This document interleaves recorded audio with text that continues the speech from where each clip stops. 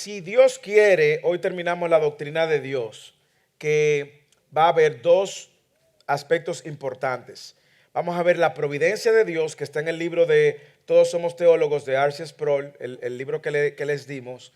Y yo he querido añadir un elemento más a la doctrina de Dios, aunque no está en el material de Todos Somos Teólogos, que es el tema de los decretos de Dios. Y probablemente ese tema de los decretos de Dios es uno de los temas más a veces complejos de entender.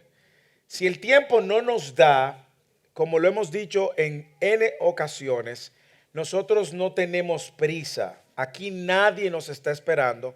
Por lo tanto, si el tiempo no nos da para ver los decretos de Dios, lo vemos la próxima semana. Mi plan es terminar hoy para entonces empezar la doctrina del hombre y la doctrina del pecado en las próximas semanas. Con respecto al tema de la doctrina de Dios, empecemos hablando de la providencia de Dios y los decretos de Dios. Y este es el contenido para hoy, solo si Dios quiere. Vamos a ver la providencia de Dios y estos aspectos que tienen que ver lo que significa que Dios está por nosotros y cómo la providencia está conectada a un atributo que ya vimos, que es la aceidad de Dios. Y luego, la segunda parte, vamos a ver los decretos de Dios sobre todas sus cosas. Y ahí vamos a ver dónde el alcance, la extensión de esos decretos, el carácter de Dios detrás de esos decretos y la santidad que Dios guarda a la hora de hablar de los decretos de Dios. Así que vámonos a empezar por el tema de la providencia de Dios. Cuando hablamos de la providencia de Dios, tenemos que entender el concepto providencia. Se compone, como usted ve, de providencia. La raíz viene del latín, que pareciera venir de la palabra española video, y en el latín es como provideo, si se puede decir. Es mirar de antemano, mirar de antemano o visión por adelantada. No es el conocimiento de Dios, no es la presciencia de Dios, no tiene que ver con eso. Hay una distinción entre el conocimiento de Dios y la providencia de Dios.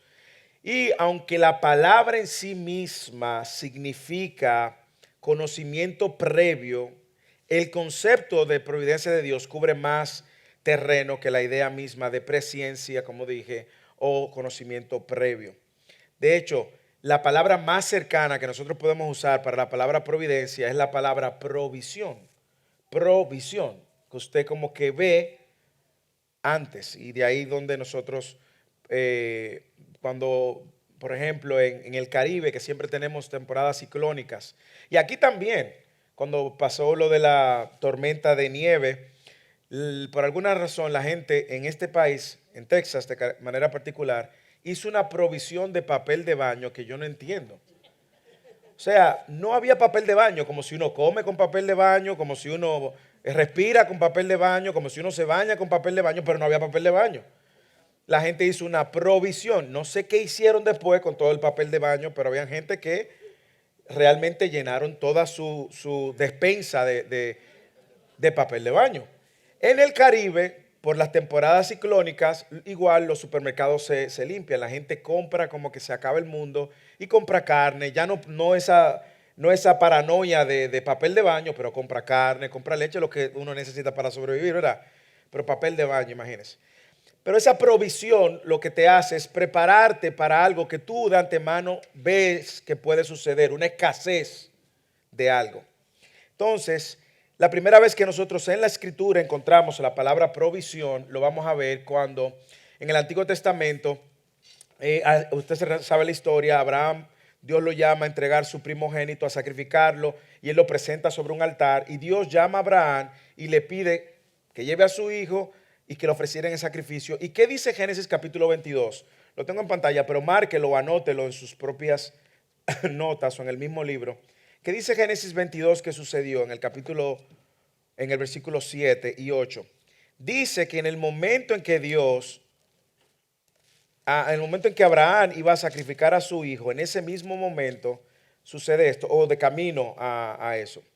Dice que Isaac habló a su padre, Padre mío, y él respondió, aquí estoy, hijo mío. Aquí está el fuego y la leña, dijo Isaac, pero ¿dónde está el cordero para el holocausto?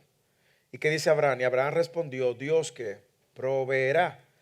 para sí el cordero para el holocausto, hijo mío. Y los dos iban juntos y usted sabe lo que sucede. En el momento en que él lo va a sacrificar, Dios le dice, no, aguanta. Y efectivamente llega luego un cordero que es sacrificado. Claro, ese texto tiene una imagen gloriosa de lo que posteriormente iba a pasar con Cristo, que iba a ser ese cordero. Y en el momento en que iba a ser sacrificado, el Padre no iba a detener su mano, sino que iba a dejar que toda la ira cayera sobre su Hijo para de manera que salvar a aquellos que él llamaría y salvaría. Entonces, Abraham aquí usó la palabra Jehová Jireh, Dios proveerá, y es la primera vez que aparece esa palabra de providencia de Dios, y se refiere cómo Dios iba a proveer para nuestras necesidades. Luego en Romanos capítulo 8, versículo 28 también, nosotros encontramos un texto que el apóstol Pablo hace un tipo de alusión y referencia también, cuando él dice en el versículo 28 de Romanos 8, y sabemos que, que a los que aman a Dios todas las cosas ayudan para bien. Esto es para los que son llamados conforme su propósito, lo cual nos hace ver también cómo Dios tiene un plan, una providencia determinada para sus hijos. Y eso nos lleva al primer aspecto de este tema, que tiene que ver la providencia de Dios para nosotros. Como Pablo expresa en Romanos capítulo 8, hay un conocimiento de Dios, de la divina providencia de Dios, y que luego en Romanos 8, yo quiero que usted tenga ese texto abierto, usted va a ver más adelante, en los versículos 29 al 31, cómo lo confirma. Porque a los que de antemano conoció, los predestinó a ser hechos conforme a la imagen de su Hijo, para que él sea el primogénito entre muchos hermanos. Y a los que predestinó, esto también llamó. Y a los que llamó, estos también justificó. Y a los que justificó, esto también glorificó. Entonces, ¿qué diremos a esto? Si Dios está por nosotros, ¿quién contra nosotros? Nosotros históricamente hemos tenido un entendimiento agudo de que nuestro Padre está por nosotros. Eso lo hemos visto, a veces de una manera extrema al punto de creernos que somos el centro de la historia y que somos y que todo gira en torno a nosotros. No es así, todo gira en torno de Dios, alrededor de su plan, su propósito, su persona. Sin embargo, nosotros vemos cómo en última instancia este texto nos recuerda que Dios sí está por sus hijos, ¿ok? Y en su providencia Dios ha determinado un plan para sus hijos. En su providencia nada va a escapar de la mano de sus hijos, lo cual nos lleva a una lógica aplicación. Dios está en control de su vida y de mi vida, y nada escapa del control de Dios. Aun cuando usted vea cosas que parecen escapar de su control, no escapan del control de Dios. Mira el versículo 28, sabemos que todas las cosas ayudan para bien. Esto es para los que son llamados conforme a su propósito. Todas las cosas ayudan para bien, ¿a quién? A los que son. Entonces, ese texto no lo use para todo el mundo, ¿ok? No quiero tampoco ser muy, pero deje de darle esperanza a una persona que no conoce al Señor, que no está en el Señor, y usted le diga todas las cosas ayudan para bien. No. Todas las cosas ayudan para bien, dice el texto, a los que son llamados conforme sus propósitos. Por lo cual vemos la providencia de Dios es clara, es evidente para con sus hijos. Dios está trabajando un propósito divino en nuestras vidas. Si eso es lo que dice en el versículo 31 en adelante, que no eximió ni a su propio Hijo, sino que lo entregó por todos nosotros, ¿cómo no nos concederá también con Él todas las cosas? Y luego dice cuáles son todas las cosas que Él no nos concederá, que Él nos ha dado. ¿Quién acusará a los hijos escogidos de Dios? Dios es el que justifica, la justificación. Declararnos justos por medio de la obra de Cristo.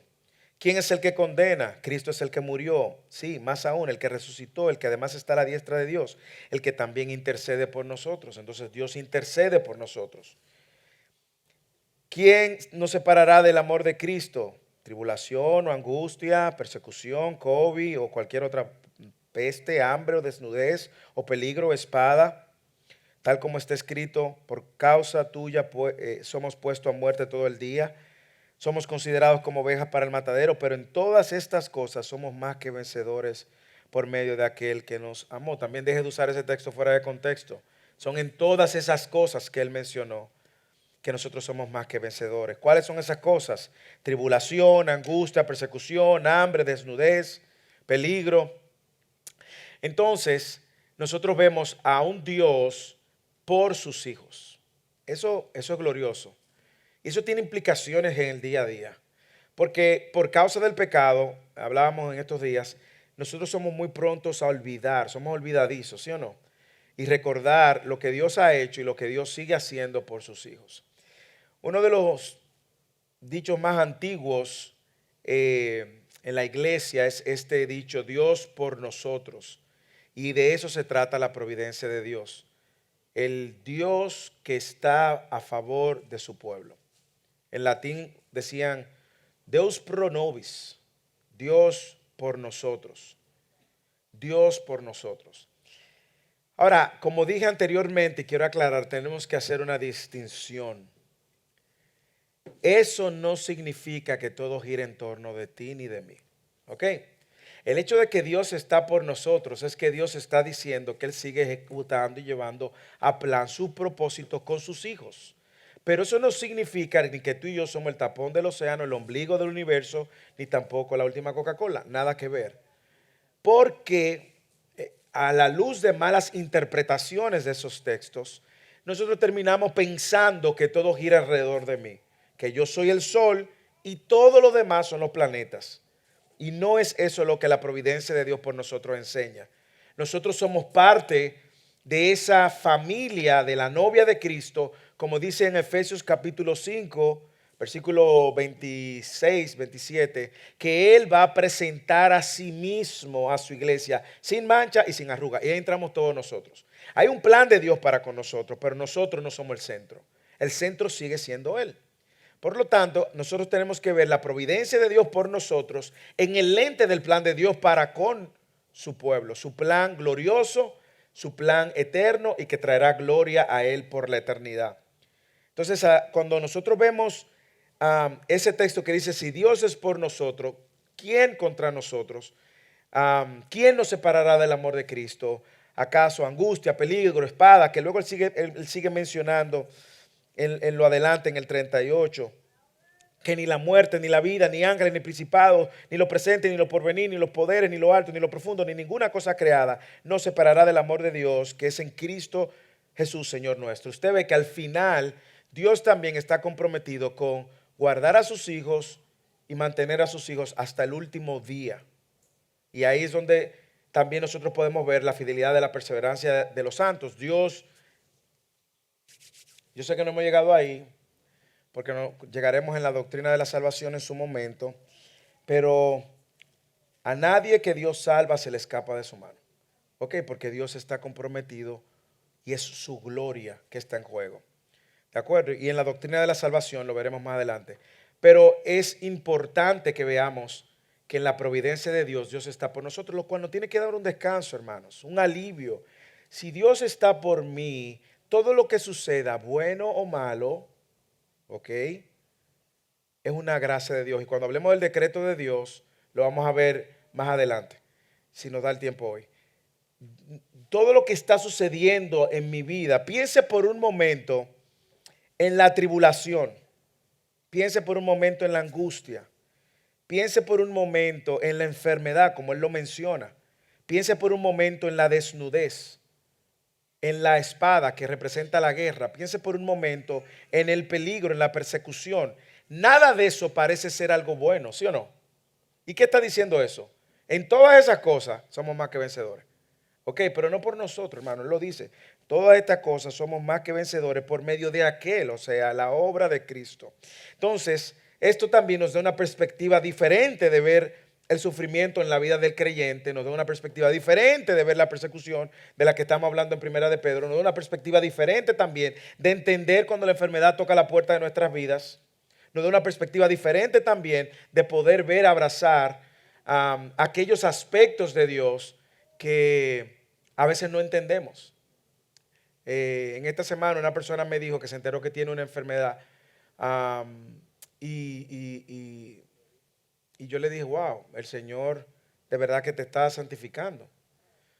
Él escuchaba al hermano Juan Carlos Fernández, que tiene a las dos mujeres más importantes de su vida en una situación difícil. Su mamá en Carolina del Sur con una situación y va a tener que traerla, y su esposa, la hermana Carmen, que no está hoy con nosotros, con una situación, unos unos derrames en el cerebro. ¿Cómo él puede ver a la luz del plan de Dios esto para su vida? Bueno, Dios está obrando, hermanos. Y en medio de todas esas cosas, Él puede decir que es más que vencedor por medio de aquel que nos amó. Entonces, eso con respecto a la providencia de Dios por nosotros. Lo segundo, la providencia de Dios desde la perspectiva del carácter y el atributo de Dios, que es la aceidad de Dios. Y cuando hablamos de esto, primero tenemos que saber que en su providencia, en su aceidad, Dios cubre y sostiene su creación. ¿Ok? Lo que Él crea de ex nihilo, lo vamos a ver en las próximas doctrinas, de la nada, lo trae a la existencia y luego lo sostiene y luego lo preserva. Dios no es como mucha gente entiende, que Él creó las leyes naturales y dejó la creación corriendo como cuando usted deja corriendo una máquina. No, no, no, no. Él está presente sosteniendo. Y segundo, ese atributo de Dios que hemos hablado cuando hablamos de los atributos de Dios, que está en su libro también, de la seidad o su autoexistencia. Solo Dios tiene poder de ser Él mismo en sí mismo, sin necesidad de ser creado, sin necesidad de ser complementado. Dios no necesita nada para ser feliz. Dios no necesita nada para autoexistir. Él ha existido en toda la eternidad. Por lo tanto, Dios no depende de nosotros. Nosotros dependemos de Dios. En estos días hablaba con unos hermanos acerca de cómo luce Mateo 24 y las diferentes interpretaciones que se da de que hasta este evangelio del reino se ha predicado en todas las naciones, entonces vendrá el fin. Daría la impresión, si usted no conociera a Dios, de que Dios está esperando de nosotros para que Él venga. No, Dios no necesita, hermano. Dios tiene un plan, y además ese texto no necesariamente habla de que eso va a acelerar la segunda venida del Señor. Dios no depende de nosotros, nosotros sí dependemos de Dios. Nosotros no sostenemos a Dios, Dios nos sostiene a nosotros. Por lo tanto, eso lleva muchísimas implicaciones en el día a día, porque cuando yo hago algo por el Señor, no lo hago porque Dios lo necesita. Y como yo he dicho algunas veces en el servicio de la iglesia, hermanos, usted quiere que le diga una cosa: Dios no necesita que usted venga todos los domingos a la iglesia. Ahora, usted sí lo necesita. Dios no necesita que nosotros oremos. Ahora, yo sí lo necesito. Porque la oración es un ejercicio que me recuerda tantas cosas: mi dependencia, mi necesidad, que no soy autosuficiente, sino que soy dependiente de Él, igual que la palabra. Ahora, yo sí necesito de Dios para todas esas cosas. Dios no necesita de mí. Por lo tanto, nosotros no solo dependemos de Dios porque fuimos creados por Dios en nuestro origen, sino también dependemos de Dios en nuestra existencia diariamente. Diariamente yo necesito de Dios. Ahora, mire cuál es el problema. El problema que nosotros damos por sentado que nosotros no merecemos todo lo que tenemos. Le voy a poner varios ejemplos. Usted da por sentado que el aire que usted respira, usted se lo merece. Pero usted se le olvida que el aire que usted respira es parte de la providencia de Dios para sostenerte como un ser vivo. Nosotros vamos a la cama seguro de que nos vamos a levantar al otro día. Y se nos olvida que la vida, cuando usted está durmiendo, el corazón sigue bombeando sangre y el cerebro haciendo las funciones mientras usted duerme. Es la providencia de Dios sosteniéndote. Nosotros servimos la mesa y comemos diariamente 3, a veces más veces al día, y creemos que nosotros no merecemos eso. Y se nos olvida que la providencia al comer, y la razón por la que yo doy gracias a Dios cuando estoy comiendo, es porque ya sea que papi trabajó o que un hijo mío trabajó, o de alguna manera esa comida está servida, ha sido la manera y la manifestación de Dios de proveerme muchas veces lo que yo me antojo. Y somos a veces tan ingratos que desechamos la comida y decimos: yo no quiero comer eso. ¿Sí o no? Porque creemos que no merecemos todo. Y se nos olvida que es la manera práctica de Dios recordarnos que Él nos está sosteniendo. así como sostiene a los pajaritos, los lirios del campo, que ellos ni miran ni se preocupan ni por esto ni por aquello. Dios sosteniendo su creación. ¿Ok? Dios sostiene todo y eso nos revela entonces que Él sostiene todo porque Él es el creador de todo, autodependiente o independiente de todo, pero comprometido con lo que ha creado. Y ahí se relaciona la providencia de Dios con la aceidad o la autoexistencia de Dios. Entonces, Dios está a control no solamente de ese universo que es muy violento.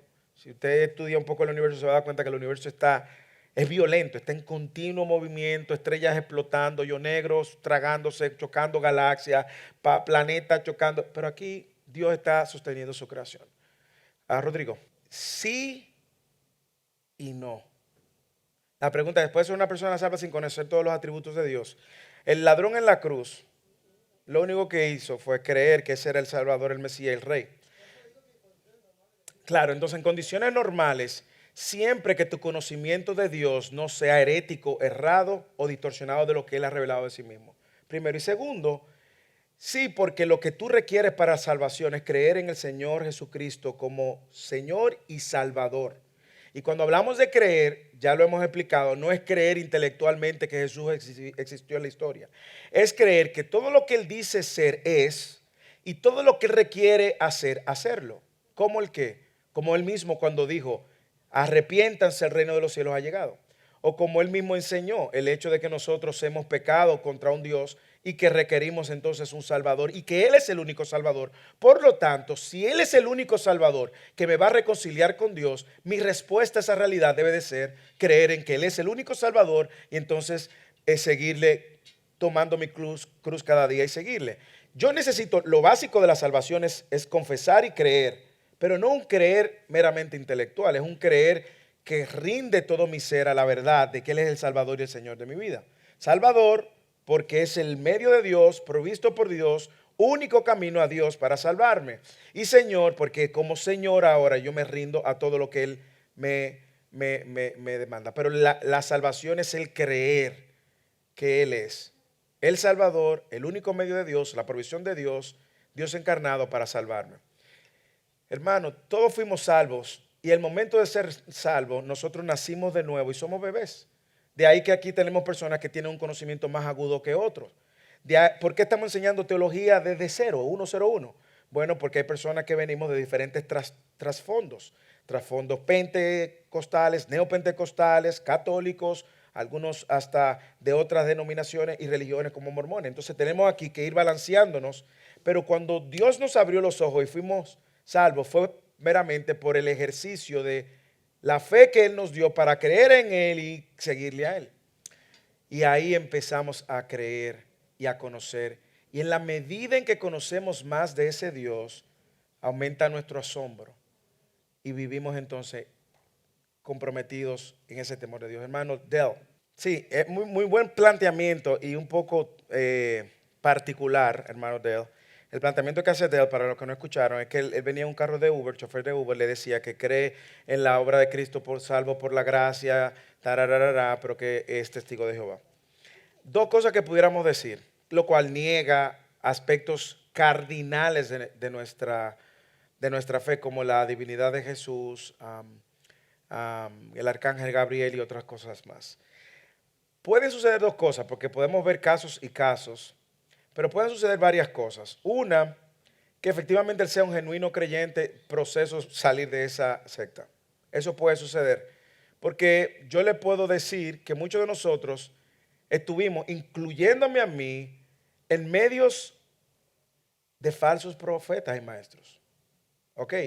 Y ahí yo le puedo decir que aún yo estaba ahí y en ocasiones enseñando, yo era un creyente genuino. Y de ahí Dios me sacó pacientemente, me abrió los ojos de la verdad y de la autoridad de su palabra y por ahí ya la historia se desarrolló.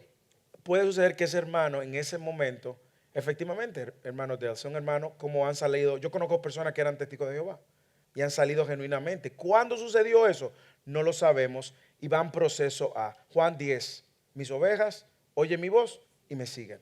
Probablemente él está oyendo su voz y va camino a salir de ahí. Cuando él estudia la Escritura y ve que Cristo efectivamente es el Redentor y el Salvador, no, yo no tendría duda de ese poder de Dios para sacarlo de cualquier secta. Lo otro es recordar lo básico que dice Juan capítulo 1, versículo 12. A todos los que le recibieron les dio, les dio derecho de llegar a ser hijos de Dios, es decir, a los que creen en su nombre. El versículo 13 no lo podemos dejar fuera porque el versículo 13 es crucial. Que no nacieron de sangre, ni de voluntad de carne, ni de la voluntad de hombre, sino de Dios. Lo ideal es que tú puedas seguir en contacto con ese Uber y animarlo. A veces nos falta un hermano que nos anime y nos confronte con la verdad y que ponga en juicio esas verdades cardinales, incluyendo la Biblia que ellos usan. ¿Entiende? Entonces, pero muy buena pregunta de él y muy buena pregunta, Rodrigo. Ok, entonces déjenme ahora pasar al segundo aspecto de la clase, que es los decretos de Dios, y ver si nos da el tiempo para abundar. Este puede ser un poquito más chocante por lo que la misma Biblia enseña acerca de lo que Dios decreta. Y un poco complejo también. ¿A qué nos referimos con los decretos de Dios? Y esto ya no está en el libro de Sproul, sino que lo quise incluir para no dejarlo fuera de la doctrina de Dios. Nosotros nos referimos a esta doctrina bíblica de que Dios ha predeterminado todo lo que sucede desde antes de la fundación del mundo. Entonces, no todos los creyentes que usted escuche creen necesariamente en esto. ¿Ok? Por eso nosotros necesitamos estudiar este tema con la Escritura como nuestra última fuente de autoridad, en dependencia del Espíritu Santo de Dios, no venir solamente nuestro razonamiento lógico y en humildad, sobre todo cuando encontremos personas que no estén de acuerdo. Y de hecho, usted no tiene que estar de acuerdo. Lo que usted sí necesita es que donde usted aterrice con respecto a esta posición, usted tiene que tener el fundamento bíblico bien interpretado, no textos fuera de contexto, para abrazarlo. Betsy. Muy buena pregunta, gracias. Sobre todo, la opinión de Betsy aclara mucho nuestro contexto. ¿Tiene que ver los decretos de Dios con decretar, declarar, decretar, atar? Claro que no. El decretar es lamentablemente una mala representación de nuestra relación con Dios al querer demandarle a Dios que actúe como si Él fuera nuestro siervo y nosotros su amo. Yo decreto que esto va a suceder y espero que suceda. No tiene nada que ver, los decretos de Dios no tienen nada que ver con esto. Se va a activar con tu fe y que tú tienes el poder para hacerlo. ¿Entiendes? Entonces, así como la providencia de Dios descansa sobre ese atributo llamado aceidad o autosuficiencia de Dios, el tema de los decretos de Dios descansan sobre el atributo de la soberanía de Dios. Es bueno que lo sepa esto. ¿Y qué queremos decir con soberanía de Dios o absoluta soberanía de Dios? Bueno, uno que es soberano primero es supremo sobre todas las cosas, independiente de todas las cosas y de toda persona, independiente en su autoridad, es decir, que Dios es Dios, solamente Dios puede ser soberano. Él hace lo que Él quiere, cuando Él quiere, como Él quiere, con quien Él quiere, cuando Él quiere, y nosotros no somos quienes para cuestionarlo. Peter, muy buena pregunta. Lo primero es, la vamos a responder, yo te voy a dar un avance, pero la vamos a responder cuando toque la doctrina de la salvación, que es, vamos a hablar del orden de la salvación, y en el orden de la salvación vamos a hablar de la predestinación. La pregunta de Peter es, ¿cómo puede Dios de amor predestinar a algunos para salvación y predestinar a otros para condenación? Eso se llama, en teología, un concepto muy complejo, se llama superlazarianismo, que es una doble predestinación, y es una corriente de alguna corriente que cree en eso. La otra corriente cree en el infralaracianismo, que cree que Dios solo predestina a los que Él eligió. Entonces, ¿qué sucede? Para darte la respuesta simple, aunque me estás metiendo en un terreno hondo en una clase, que de una manera esto lo toca y podemos tocar el decreto de Dios para la elección, pero yo quiero tocar el decreto de Dios para la elección cuando estemos en la doctrina de la salvación. Sin embargo, ¿a qué nos referimos? Después de Adán 3, después de Génesis 3, después de Adán, ya estoy creando libros, falso libro. Después de Génesis 3, ¿verdad? todo el que está aquí nació después de Génesis 3:15, ¿cierto? La condición del hombre el hombre nace en esta creación caída porque nuestro mejor representante falló. Y todo el que nace después de Génesis 3:15 nace en la misma condición de enemistad, desobediencia y de pecado. Usted nada más necesita tener un niño y ver al año cómo empieza a vomitar su pecado. Nadie se lo enseña, viene por default. En esa condición, Pete, Dios pudo haber mandado a toda la humanidad al infierno y eso hace a Dios justo. ¿Ok? De hecho, vemos lo que pasa con Noé. ¿Por qué Dios escoge a esta familia? Y en toda la humanidad, solamente esta familia. ¿Fue Dios injusto porque seleccionó a Noé y exterminó a la creación? No. Toda la creación merece el castigo eterno de Dios. Por lo tanto, la pregunta no es si Dios es un Dios de amor, ¿por qué predestina a algunos para condenación? Dios no predestina a algunos para condenación. Dios es un Dios de amor, elige soberanamente a quien Él quiere. Romanos capítulo 9 y lo vamos a ver. Citando Pablo, Éxodo, en aquel encuentro que Moisés tiene con Dios, cuando Moisés le dice, muéstrame tu gloria, quiero verte. Él dice, mira, no, tú no puedes porque no hay quien me mire cara a cara y pueda sobrevivir, pero yo voy a pasar y tú por la hendidura vas a ver mi espalda y yo voy a revelar mi gloria. Y cuando él pasa por la hendidura, ¿qué es lo que Dios revela de sí mismo? Yo soy Jehová Dios, que tengo misericordia, y tendré misericordia del que yo quiera y tendré compasión del que yo quiera. Y esa palabra es la que usa Pablo en Romanos capítulo 9. Entonces, Dios pudo mandarnos a todo al infierno y eso era justo. Porque todo el que está en este salón pecó contra un Dios que es infinitamente santo, que no tolera el pecado y que no tiene por inocente al culpable. Y en esa realidad Dios salva soberanamente a quien Él quiere. Bueno, en el hecho de que una persona que cree que Dios escoge para condenación está presuponiendo que los que se van a condenar soberanamente merecían y que eso hace a Dios menos amoroso. Dios no es menos amoroso. El punto es que nosotros tenemos una imagen del amor de Dios solamente y se nos olvida la santidad y la justicia de Dios.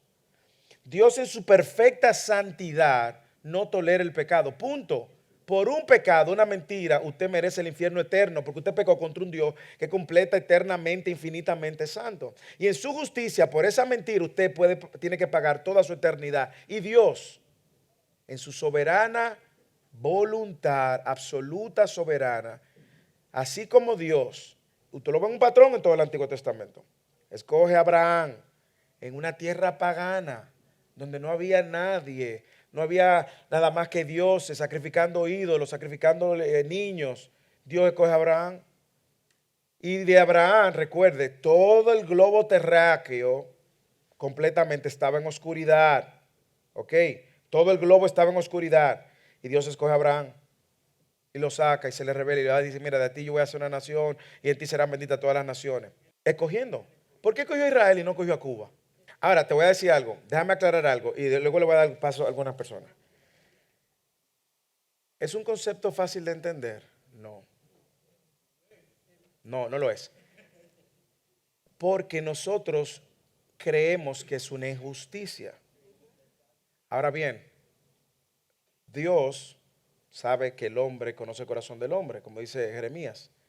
Y por eso inspiró a Pablo en Romanos 9 cuando dice, ¿acaso llamaremos injusto a Dios? De ninguna manera. ¿Y qué hace Pablo? Cita el Antiguo Testamento. Y dice, porque Él tendrá misericordia del que quiere y tendrá compasión del que quiere. Y luego, ¿qué dice Pablo? ¿Acaso puede el barro decirle al alfarero?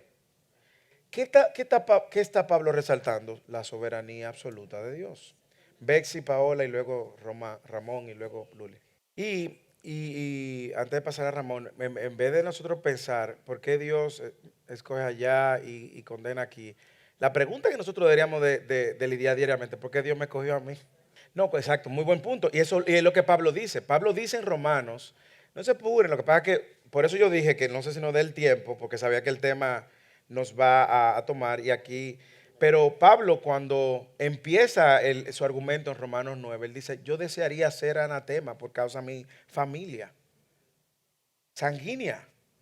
Ahora bien, eso no me mueve a mí y es el extremo en el cual hemos caído a ser pasivo porque yo no sé en qué momento Dios puede salvar a cualquier familiar amigo por peor que luzca. Lo que hace a Dios soberano es que Dios no está sujeto a la voluntad de ninguno de nosotros, hermano. Por eso Juan 1, 12, 13 dice que nacieron no de voluntad humana ni de voluntad de carne, sino de voluntad de Dios. O sea, la soberanía absoluta de Dios le da a Dios la prerrogativa de que Él no está sujeto a nuestra voluntad. Por lo tanto, si yo veo un hermano o una hermana, y esa fue una pregunta que me hizo la hermana Carmen en una de las veces que vinieron, ¿cómo yo entonces predico el evangelio, hermano? Predico el evangelio insistentemente, diligentemente y fielmente todo el tiempo que me dé la oportunidad a ese hermano, a ese familiar, porque la única esperanza que yo tengo de ver a ese hermano corriendo en Cristo es predicándole el evangelio. Como yo no sé, pues yo predico el evangelio. De hecho, es ya una manifestación de la gracia de Dios sobre esa persona que uno de nosotros le predique el evangelio, ¿sí o no? Por lo tanto, yo diligentemente, consistentemente, fielmente voy a compartir el evangelio. Y no lo voy a suavizar, ni le voy a decir solamente Dios te ama y tiene un plan maravilloso para tu vida, que es lo que Él quiere escuchar. No, no, no, yo voy diligentemente. Oración, con un corazón realmente contristado, preocupado. Muchos de nosotros que tenemos hijos, ¿cómo no queremos ver a todos nuestros hijos caminando en el Señor? Quisiéramos que todos nuestros hijos fueran ministros, misioneros, pastores. Pero no depende de nosotros. Pablo lo dice en Romanos 9, no depende del que quiere ni del que corre, sino de quien Dios tenga misericordia. Entonces, yo sí, como yo no convierto a nadie, no controlo eso, Dios soberanamente, su soberana voluntad lo hace. Lo que yo sí puedo controlar son las veces que le voy a compartir el Evangelio. ¿Sí o no? Y eso yo sí lo puedo hacer diligentemente. Ok, Ramón, entender su lugar. Claro. Y lo hemos dicho o no recuerdo si en sermones o en estudios anteriores, nosotros tenemos una imagen de nosotros muy grande y de Dios muy pequeña. Y la cosa tiene que cambiar. Y por eso estamos estudiando la doctrina de Dios, para que nuestra imagen de Dios crezca y la de nosotros ocupe el lugar que debe de ocupar, hermana Antonia. Pero déjeme retomar dos cosas que han quedado en la nube y nos pueden ayudar a entender. La imagen grande que nosotros tenemos debemos de ponerla en su lugar, tomando lo que dice el hermano Leo, y aumentar nuestra imagen de Dios para que entendamos cuando Dios es soberano y no le tiene que pedir consejo a nadie, no le tiene que dar cuenta a nadie, no está sujeto a la voluntad de nadie. Eso es la aceidad que vimos en una doctrina. Él es independiente, autosuficiente, ¿ok? Él es el único que tiene ese atributo que no comunica a nadie, por eso es un atributo incomunicable, como vimos en otra clase. Ahora bien, déjeme ilustrar con esto de la clase del miércoles. Como ustedes saben, la clase del miércoles estamos en la serie los unos a los otros. Y vimos las tres, vamos por la segunda C. La primera C, la comunidad, cómo relacionarnos, edificarnos, confesar nuestro pecado, cómo manejar el pecado dentro de la iglesia, en los procesos de disciplina. La segunda C empezó hace 2 semanas, que es la parte de la consejería. Y la tercera C, la de la crianza. Pero en la parte de la consejería, la semana pasada hablamos del corazón. Y yo quiero resaltar lo que hablamos del corazón para recordar cuál es nuestra condición. Porque cuando entendemos nuestra condición, a nosotros se nos olvida que no hay manera de salir de esta condición sino por medio de un milagro que yo no puedo producir. Nosotros hablamos Romanos capítulo 3 versículo 10 que no hay nadie bueno, y ese es el problema.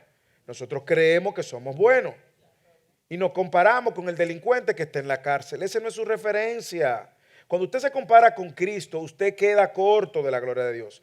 Romanos capítulo 3 versículo 23, por cuanto todos pecaron, ahí está usted, está destituido de la gloria de Dios, ahí está usted también. Nosotros también leíamos Efesios capítulo 2 y decíamos que estábamos muertos en nuestro delito y pecado. Piense ahora en este cuadro. Un muerto espiritualmente. Usted ha visto muchos muertos quizá en un ataúd. Usted ha visto muchos muertos.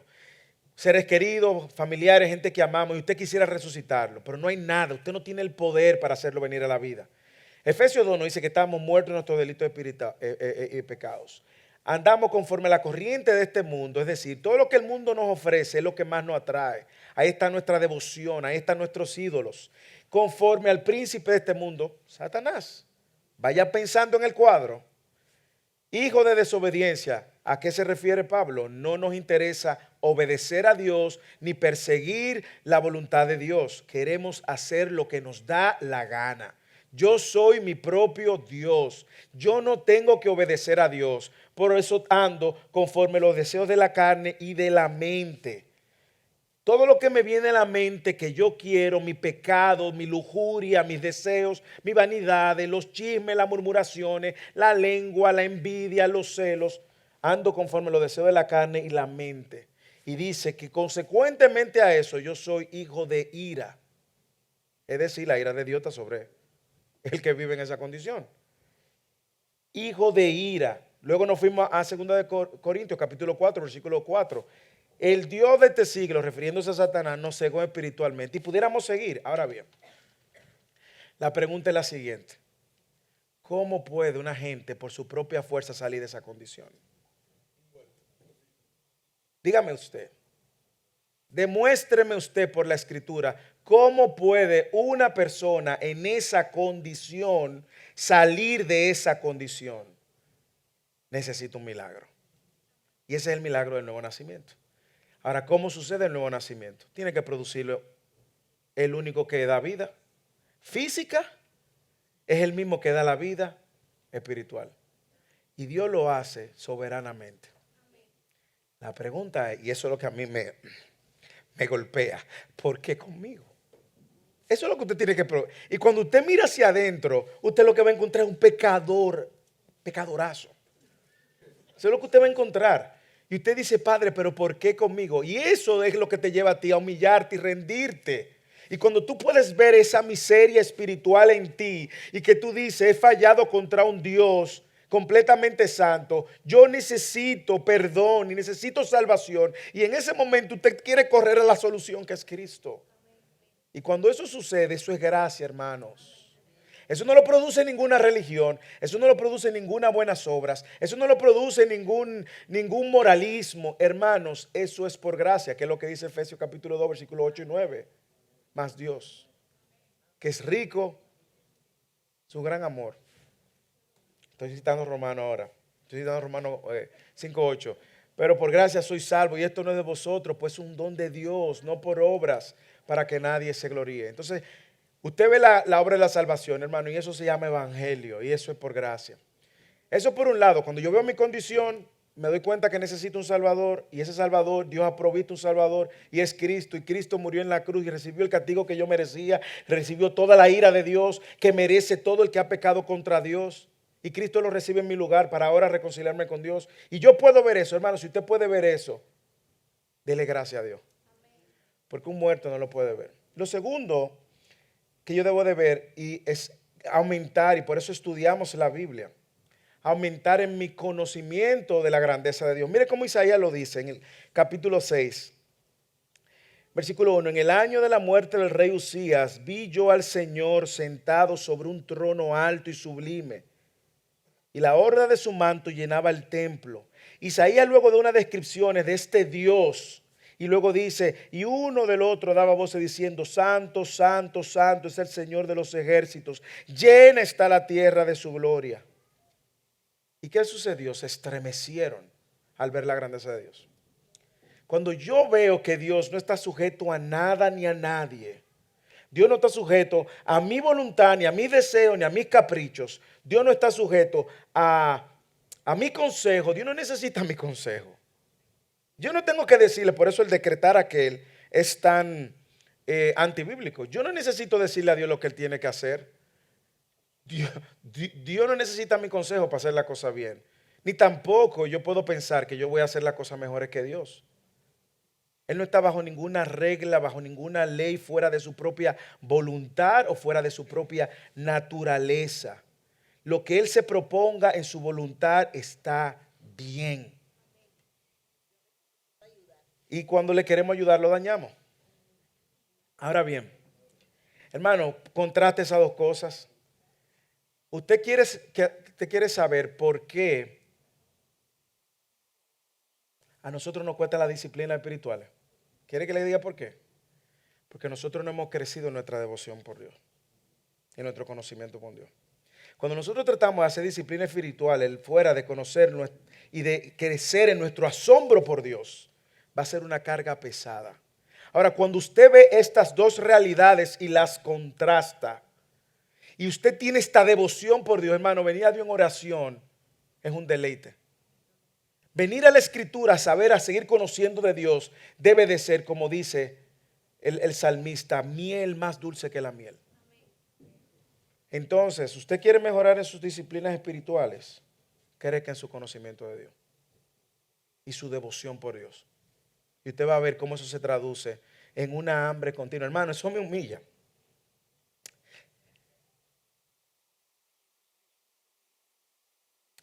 Porque nosotros no lo merecíamos.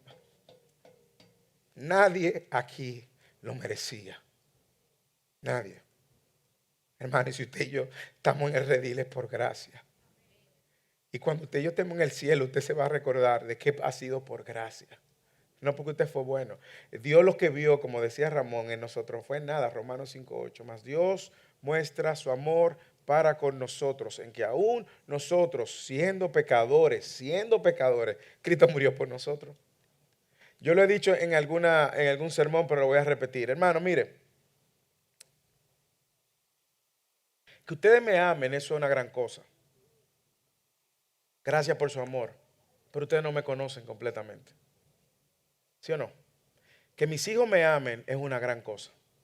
Pero ellos me están conociendo en la medida que van creciendo. Que mi esposa me ame, que es la que más me conoce, es una tremenda, gloriosa cosa. Porque es la que más ha sido testigo de mis abruptos y mis pecados. Hermano, pero que el Señor me ame conociendo lo peor de mí. Eso sí es una gran cosa. Y Dios me amó conociendo lo peor de lo peor de lo peor. Aún lo que no se ve y aún mis más profundos, sucios pensamientos. Eso sí es una gran cosa. Cuando usted se da cuenta de eso, usted sencillamente tiene que rendirse en gratitud por el Señor.